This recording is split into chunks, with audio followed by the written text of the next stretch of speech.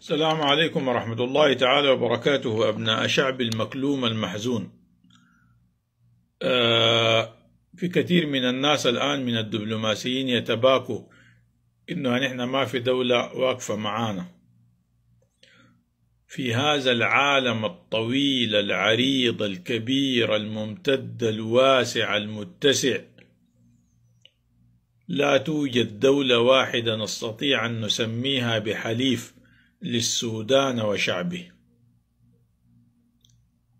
في هذا العالم الواسع الممتد الكبير المتسع الذي نحن ساهمنا في أي حرب من حروبه سواء عالمية أو داخلية. أي نكبة من نكباته، نكبات هذا العالم التي اتنكبها، كان لنا مساهمة في دفع تلك النكبة والمصيبة، ومساهمة بالمال وبالروح. فقدنا فيها أرواح من سنة 48، من حرب 73، من الحرب العالمية الأولى، من الحرب العالمية الثانية، من الحرب العالمية الثالثة. أي بقعة كان فيها مشكلة في هذه الدنيا كان للسودان فيها نصيب.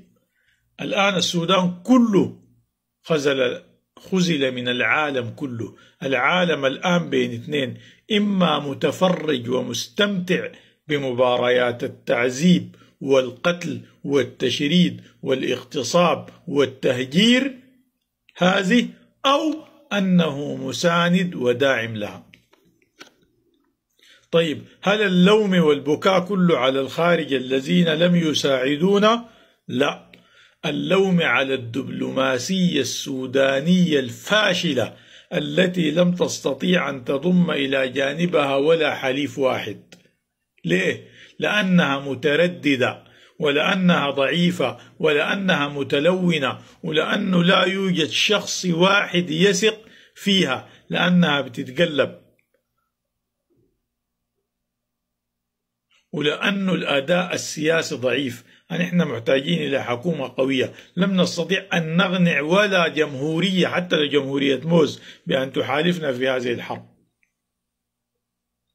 عندما قامت الحرب في ليبيا، وقعت الحكومة الشرعية في ليبيا اتفاق مع تركيا استطاعت بموجبه أن تحافظ على ليبيا إلى اليوم وعلى توازنات القوى أمام نفسها الأمارات دي.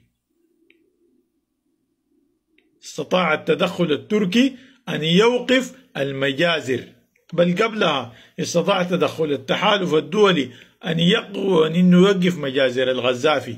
ثم استطاعت تركيا أن تعيد توازن القوة في ليبيا. قطر في أزمتها مع الأربع دول حينما استعانت بتركيا استطاعت أن تعيد توازن القوة الاستراتيجية وتخرج من تلك الأزمة، لأن التحالف كان صادق.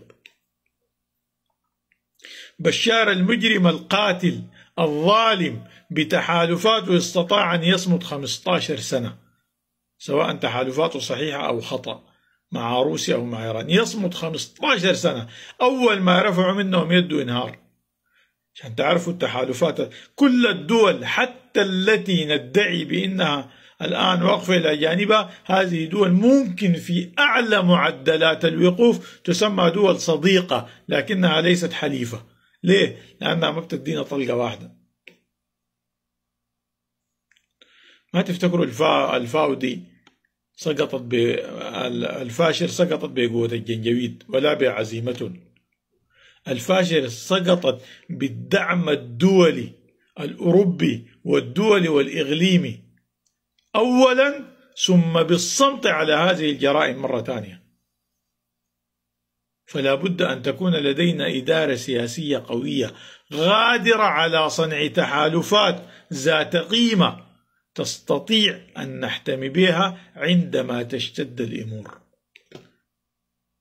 نحن الآن العالم كله متآمر علينا، إما مانع من تسليحنا أو داعم لتسليح أعدائنا أو متفرج علينا.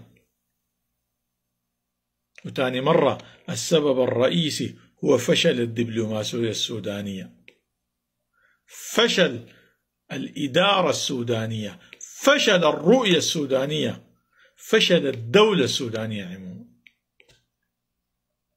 نسأل الله أن يأتينا بهم جميعا، الفاشر ونيالا وزالينجي وكل السودان، كل المدن، أن يردها إلى قلب الوطن ردا عزيزا. اليوم الكلاب الضالة دخلوا المستشفيات وصفوا جميع الجرحى والأسرى والمصابين في المستشفيات اليوم، والعالم صامت، وما زال مشروع الصمت المريب يحدث أمام نظر العالم. هل يعقل العالم كله غير قادر على إصمات ميليشيا؟ لا حول ولا قوة إلا بالله، لا حول ولا قوة إلا بالله.